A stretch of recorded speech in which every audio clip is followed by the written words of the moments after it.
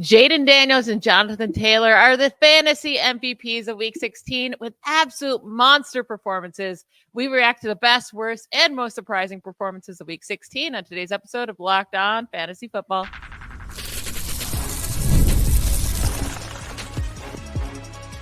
You are Locked On Fantasy, your daily NFL fantasy podcast. Part of the Locked On Podcast Network, your team every day. Welcome into the Locked On Fantasy Football Podcast. I'm one of your co-hosts, Michelle Magdziuk, and when I'm not doing this, I'm a researcher and fantasy analyst with NFL Network. And I'm your other co-host, Vinnie Iyer, and I'm not doing this. I'm writing about NFL fantasy and betting for sportingnews.com. Today's episode is brought to you by FanDuel. You can enjoy the rest of the season with a big return on FanDuel. New customers can place a $5 bet, and you'll get started with $200 in bonus bets if you win your first $5 bet. Visit FanDuel.com to get started. All right, we had monster performances in Week 16. If you're going up against Jayden Daniels or Jonathan Taylor, there's a solid chance you lost. I will say I had to face Jonathan Taylor, and I still won. I'm very proud of myself for that one. But let's start with Jayden Daniels first, because he was going up against the number one defense in the league against the Eagles, and he puts up 5 touchdowns, 34 fantasy points. He's been a monster over this last month, and he gets the Falcons next week. So it's just going to keep going. He's going to win people championships. Yeah, and I liked him before the season. I like him a lot now because I have him in a lot of playoff teams, and he's rolling. I mean, he's carrying me in a lot of situations. And look, he's just getting better. I think this guy had a bye, right? That was key. They had that 3-game slump in November. They've come back with 3 big wins in December. Now they're still live for the NFC East title. But overall, what they're doing is scheming him up very well. And he's getting more help, right? Over the middle of the field, we saw that. Olamide Zaccheaus will take it. From anybody helping him out beyond it, Terry McLaurin, we will take it. So I think they've let him loose a little bit more. He's more comfortable in this offense, as you would expect as weeks go on and live action happens and he gets a bye. So, look, he's going to be a top pick next year, right up there with, I think, Josh Allen and Jalen Hurts. And maybe he will form a big 3 with those 2 guys next year. Like, you would feel really good about it. Hopefully Cliff Kingsbury does not get hired to another role, but you figure their weapons are only going to get better, right? Luke McCaffrey should be a little bit bigger factor. Ben Sinnott should be more of a thing here next year. So I think the arrow points up because I think McDaniels is going to be relentless, Daniels is going to be relentless like Lamar Jackson, right? He's going to keep getting better. He's going to keep pushing to prove people wrong, and you're going to see awesome reality and fantasy results, and we love seeing this. I mean, the other rookie quarterbacks have been up and down. Bo Nix has been pretty good, but no competition. He's been awesome as a rookie and maybe one of the best rookies we've ever seen in fantasy, going back to Washington quarterback Robert Griffin III in 2012. Yeah, it seems like he's definitely cleared that offensive rookie of the year. Like he's going to win that pretty surely here. Now, Jonathan Taylor, I got to pat myself in the back for this one. I called the 2 touchdowns. I actually was technically wrong because he scored 3 touchdowns. This is going to come, right? He was getting 20-plus carries a game. He's never had issues finding the end zone. All of a sudden, he was in a terrible slump. Last week, he dropped the ball before crossing the goal line. He's going to come back and put up a huge game, and man, he did with 203 yards and 3 touchdowns against the Titans. He gets the Giants next week. Another great matchup. Jonathan Taylor, hopefully you got through with him last week, because if you did, he probably won you your week this week, and then next week he should have another great game. Yeah, you knew he was going to try to do something to make up for the disaster last week, losing the ball. And we know he has a good history against the Titans, and he missed the first game. We said all this set him up for a big game. You know what? He could have actually had a bigger game if the Colts didn't step off the gas. They brought in backups when they thought the game was wrapped up, and then they had to put Jonathan Taylor back in the game because the Titans got too close. If you'd left him in, he could have had 300 and another touchdown, and he would have carried your team. Now, I thought I was dead. I had Jalen Hurts, and I was depressed. In the 1 o'clock window early, I said I got 4 points out of him, and he's done. And there's no way I can win the games. But on the 2 teams I have Hurts, I also had Taylor, and then he saved me. So Jonathan Taylor gets a game ball from me. He gets a game ball for you for coming through the way you said. So, look, we thought we could see this more out of him all season long. At least we're getting it at the most important fantasy point of the year. Now, one thing I did not see happening was Jared Goff throwing for 336 yards and 3 touchdowns in Chicago. Jameson Williams has an amazing game for 143 yards and a touchdown. Amon-Ra St. Brown came down with a touchdown and 70 yards. Sam Laporta came down with a touchdown, 43 yards. So you're happy with all those guys. And Jahmyr Gibbs still did his thing, over 150 scrimmage yards and got a rushing touchdown. So you're happy with that too. So everyone on the Lions that you would have started, you were very happy with. And then even on the Bears side, like they were keeping it close enough to make the Lions, have to put up points. Caleb Williams has a pretty solid fantasy day with over 334 passing yards, 2 passing touchdowns, 34 yards on the ground. Keenan Allen has been killing it lately, getting so many targets, 141-yard game, a touchdown. DJ Moore, disappointing. He got 10 targets, but only 7 receptions, 68 yards, but doable. It's not like he killed you. The biggest disappointment with the Bears and in this whole game was definitely DeAndre Swift, who finished with just 20 rushing yards on 9 carries. He got 33 yards in the receiving game. But besides that game was way more high scoring than we expected. Yeah, well, the Lions defense having just enough issues makes their offense do a little bit more. They know they're down David Montgomery, so they got to find other places to score. And look, I think there's a parallel to be made between the Bears defense and the Jets defense. Remember, these two started as like daunting pass defenses early in the season. What happened? They both fired their head coaches who were defensive coaches who called the plays. What happened? Defense goes to the tank, has injuries, and then all of a sudden not a scary matchup anymore for anything. And that's what kind of happened with the Bears, right? Like they just kind of quit, really, once they didn't have Eberflus. I mean, he kind of was a motivator there. Same thing with Robert Saleh. Air just went out. And that's why Jared Goff, who typically does not have nice outdoor cold weather games, I mean, he just picked apart a defense that wasn't very competitive. So, again, the Bears can help you here still going forward. Yeah, and, the Lions still don't have the number 1 seed wrapped up, even though how great their record is, because they still are competing with the Vikings. So they're still got to try and go all out next week. Jared Goff in San Francisco, like you're just plugging in all these guys. Some other really great running back performances. Chuba Hubbard puts up 152 yards and 2 touchdowns against the Cardinals.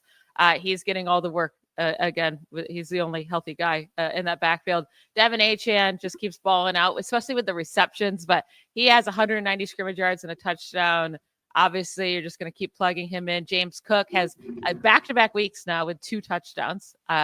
He's been killing it. But the one guy I want to talk about is Jerome Ford, because he gets the chance to lead the Browns backfield again with Nick Chubb out with a fractured, foot again, or whatever. Yeah, foot. But he's got everything now.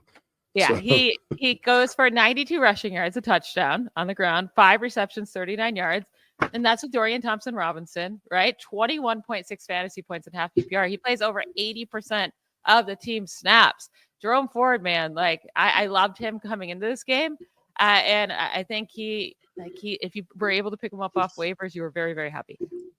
Yeah, we don't know what the Browns are going to be doing at quarterback next year. They might need a little bit of help at wide receiver. They just can't sit on Cedric Tillman and Jerry Jeudy. But one thing is for sure, they have their running back in Jerome Ford, because he's gotten it done in any game where they've actually given him the ball.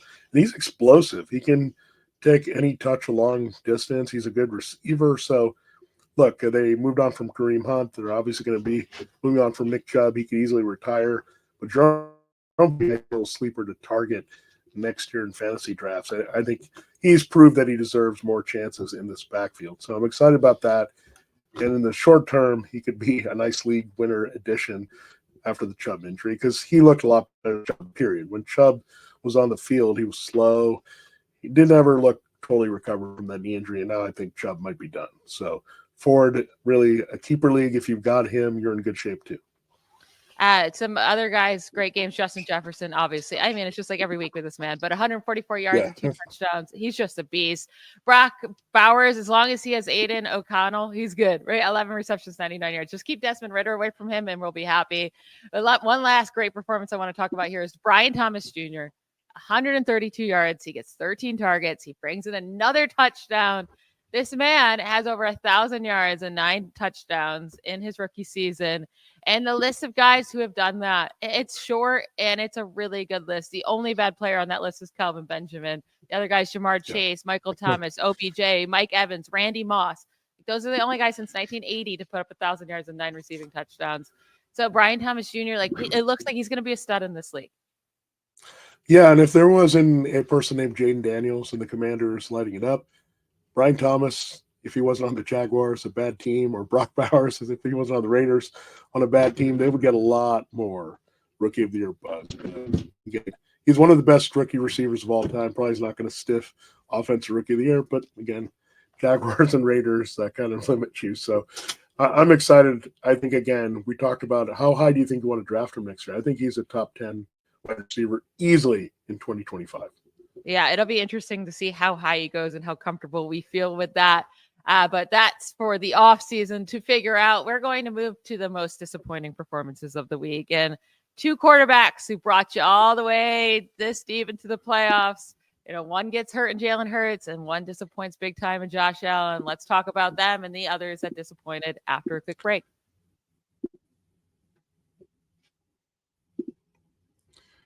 This episode of Locked On Fantasy Football is brought to you by Prize Picks. What is Prize Picks?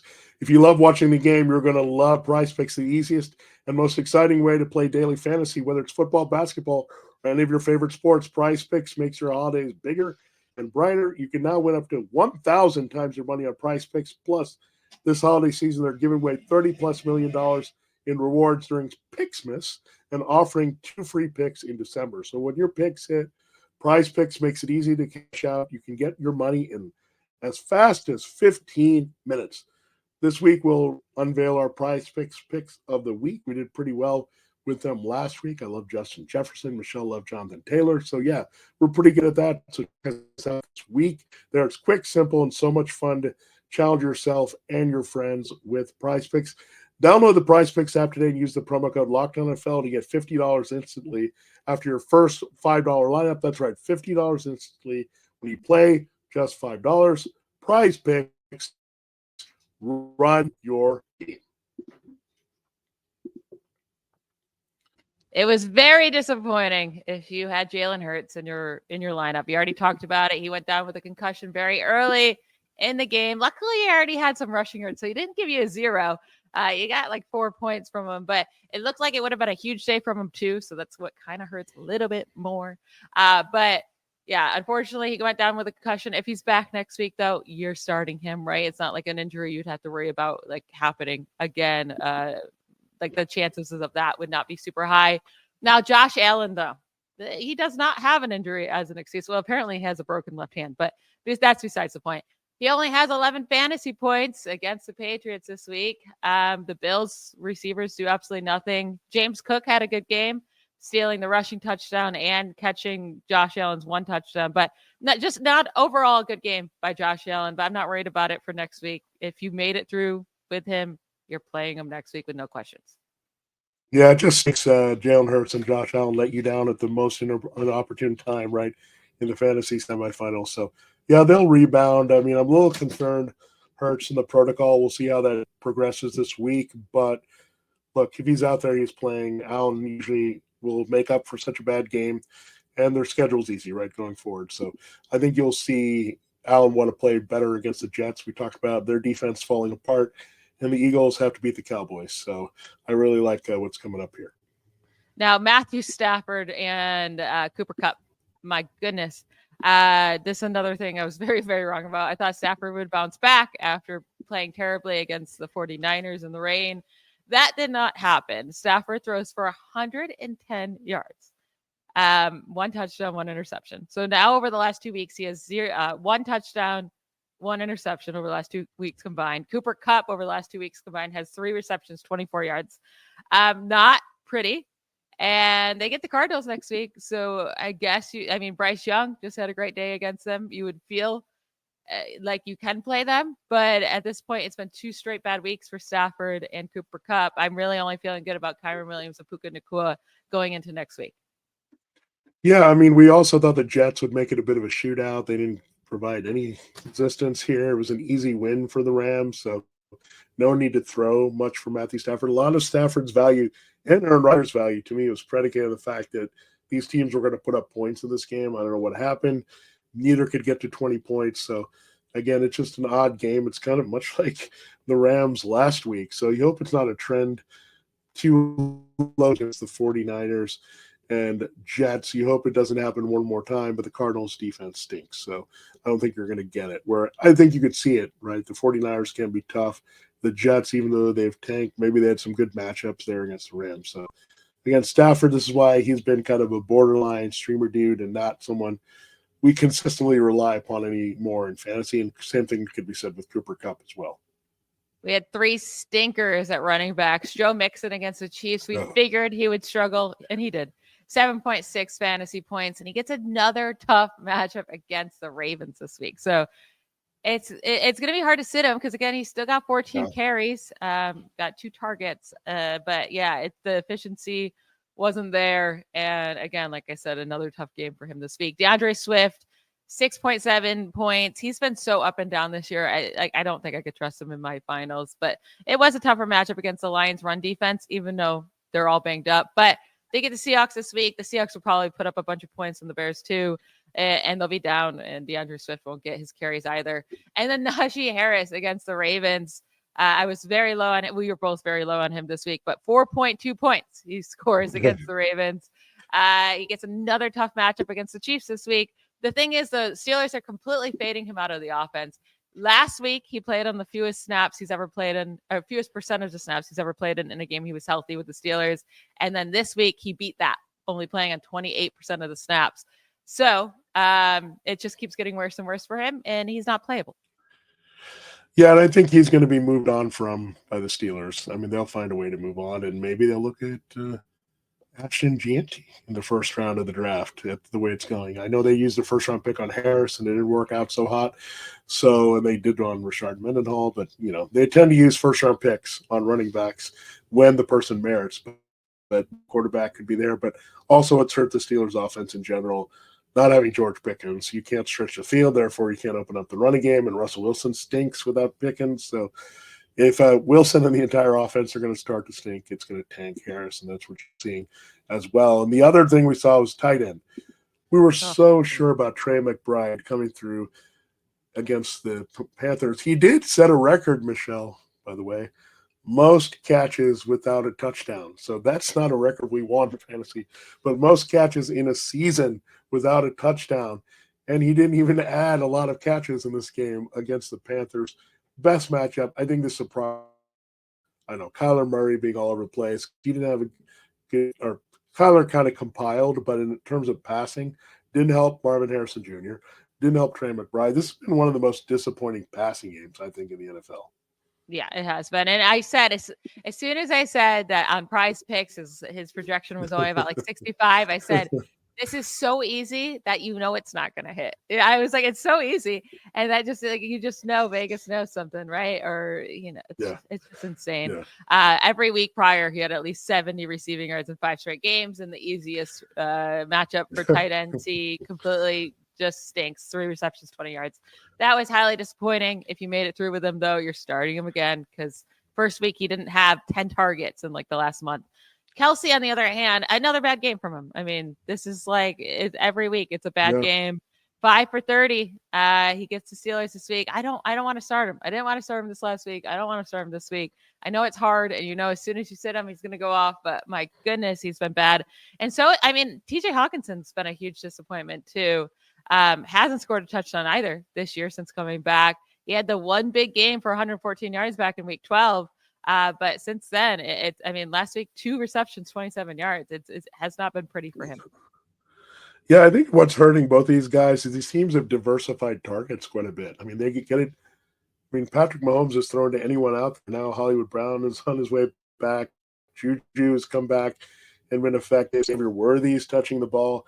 I think all of a sudden these offenses are diverse and they're not stuck on throwing to Travis Kelce. They even have Noah Gray there, right, that he can throw to. So now you have the Patrick Mahomes do the spread the ball out thing, maybe preserve Kelce's body for one last playoff run. I think this could be it for him based on some of the things I'm hearing and seeing from Travis Kelce. And then TJ Hawkinson, like Jordan Addison has come alive. Here is the number 2. Jefferson is dominating games. Jefferson and Addison dominate games. They're not going to throw to Hawkinson all that much, right? They don't need him. I mean, you might as well keep throwing to Justin Jefferson. So, in a way, Hawkinson's kind of gone from a really great situation at one point in Detroit to now he's a third or fourth option because they even throw to like Jalen Naylor, right, in the red zone ahead of him. And other tight ends have also cut into it. So that's what you're seeing. You're actually seeing 2 good spread it out offenses that are not so dependent on the tight end anymore. Yeah, those were not fun performances, but we did have some more good performances that were surprising. They probably were in your lineups. Maybe a couple of these guys were, but we're going to discuss whether we think they're going to keep going or not. And we had some injuries that's going to allow some other guys to have opportunities in week 17. You might want to have to pick them up. We will get into that to finish today's show right after a quick break. The NFL playoffs are almost here, but it's not too late to get in on the regular season action with FanDuel, America's #1 sportsbook. Because right now, new customers can finish the season strong with $250 in bonus bets if your first $5 bet wins. FanDuel has so many ways for you to get the W. Not only can you bet on who will win the game, but FanDuel also has bets for which players will score a touchdown. It's not even just like a touchdown in the game. You could choose the first touchdown scorer of the game, the last one. Like, there's so many different options. How many yards a player will have? How many catches will they have? Will they throw an interception? How many points each team will score, and so much more. I mean, the options are really endless over there. Just visit FanDuel.com to join today. That's FanDuel.com for your chances at $250 in bonus bets. Make every moment more with FanDuel, an official sportsbook partner at the NFL. So we mentioned Jalen Hurts' injury. Hopefully he's back next week. If not, I'm not getting cute with Kenny Pickett, so it doesn't really matter. Kenny Pickett stinks. James Conner, though, on the other hand, he leaves with a knee injury. Had a big game before leaving, but leaves in the third quarter. Trey Benson's also dealing with injury, so it might be Michael Carter who gets to own this backfield in week 17. Something to keep an eye on against the Rams. And then poor Tank Dell comes down with a sick touchdown. He was having a monster game. Tank Dell has a great catch. His own teammate hits his knee, dislocated, disgusting. We'll see like how long. I'm guessing he's not going to, who knows? I don't want to speculate on anything, but it seems like this could be a long-term injury. But definitely out for the year. Maybe John Mechie comes back. Maybe he's more involved. Maybe this gets Dalton Schultz more involved. There'll be targets to go around, or maybe this just makes Nico Collins a straight like league winner next week. We shall see. But those are some things to keep an eye on. Now, Bryce Young has 3 touchdowns, 27 fantasy points, second among quarterbacks. I can't get cute and pick him up and play him next week. I don't know how desperate I would have to be to do that. Yeah, I'm liking this. That we thought, okay, is Dave Canales really the quarterback whisperer? Is he going to convert? Bryce Young, his confidence was broken and on the bench. But I have a lot of promise for Bryce Young for next year. He's going to be a lot more valuable next season. He could also be a deep sleeper in drafts here as a back-end QB1 or 2 in deeper leagues. So, again, keep that in mind, but I'm not playing him in my fantasy playoffs. Yeah. I mean, what's interesting is he does get to play the Buccaneers, who he did have a good game against earlier. And the Buccaneers defense stinks. Cooper Rush just had a good game against them. So, I mean, it's a possibility, right? But more in super flex leagues, you feel comfortable. In one quarterback, you probably should not need him. Now, Gus Edwards and Tajay Spears, they both scored 2 rushing touchdowns. I feel more comfortable about Tajay Spears moving forward if he's out there for you. He played 61% of the snaps for the Titans over Pollard's 39. Pollard's dealing with some injuries. It's not like Spears was not efficient on the ground. He averaged 2.7 yards per carry, but he also got the 3 receptions for 39 yards. I like Spears. He gets a really nice matchup against the Jaguars next week. Gus Edwards, he only played 46% of the snaps. He got the 2 rushing touchdowns, but that's what he's completely touchdown or bust. Yeah, their running game has kind of gone to the tank in terms of the rushing production without J.K. Dobbins. Again, I talked about Ashton Gianti from Boise State. Everyone wants Jim Harbaugh to draft him next year after this mess. Like, get a workhorse back, help us get a star in fantasy. So, again, another possibility for him. But, yeah, Edwards' backfield, Vidal, no piece of it. But, yeah, Tajay Spears, it seems like there's a little tilt to using him a little bit more because he's had concussions. He's been not healthy, but now he might be a better option than Tony Pollard for them beyond the season. Now, Chigakonko at tight end has a second good straight week, 9 receptions, 81 yards. He's had 2 great matchups over the last 2 weeks. And Mason Rudolph is really targeting him like crazy, right? 2 weeks ago against the Bengals, he was not targeted until Mason Rudolph came in. So Mason Rudolph really likes him. He gets the Jaguars this week. Another good matchup. So it's obviously going to be risky, but you can consider starting him. Now let's talk about some wide receivers who, put up performances you did not expect. Deebo Samuel, of course, right? Everyone gives up on the dude, and the 49ers try to hyper target him. 9 targets, 7 receptions, 96 yards, and a touchdown. He puts up 25 yards on the ground because they don't have any running backs healthy. They get the Lions next week. If you want to risk it with him, fine. But I still think he stinks. Olamide Zaccheaus for the Commanders, 70 receiving yards, 2 receiving touchdowns.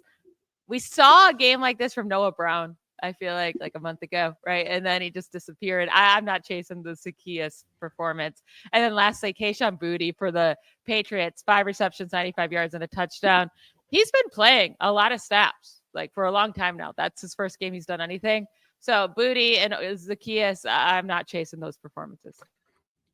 Yeah, I mean, those guys are a bit random in their offenses. And I'll say this, Michelle, this time of year, you see a lot of rando receiving performances and guys fading. It's just part of a bit of a transition. Teams looking ahead to next year. What do they have in their young receivers? So I don't know what you're going to get. Like the Commanders, we thought Luke McCaffrey would be a thing. He wasn't really a thing. And any of these other receivers haven't really stepped up other than Terry McLaurin. So I need to see that a little bit more. I think they need to go get a regular number 2. Deebo, we'll see if this salvages maybe his future. I don't know. With the 49ers, it still wasn't a losing cause here. And Boutte, I think we have to watch that situation. We did like Jalen Polk before the season. That didn't materialize yet for Drake May. But Drake May could be a player. I mean, we saw it. They could probably sweat it out a little bit, the Bills, more than they wanted to because of Drake May. So let's watch that situation. But Boutte clearly could also be the guy, right? I mean, he was a highly regarded prospect out of LSU at one point. So watch out for that. But again, don't overextend. To play the guys that got you here as much as you can, unless you've got a major injury issue and you got to pivot to like a Mechie over Adele this week. Yes, absolutely. That is it for our show today. Tomorrow on Christmas Eve, we will be getting you prepped for the Christmas games and Thursday games. And then we're going to take Christmas off. And then Thursday and Friday, we'll get you prepped for the rest of the games of the week. Bear with us here. Vinnie is being real nice and recording and helping you while he's on a cruise, which is insane. So that's, some difficulties here with technology. And I'm also not in my normal office either for the holidays. But we're going to be here to help you win your fantasy championships. We promise. Enjoy your night. We'll talk to you tomorrow. Bye, y'all.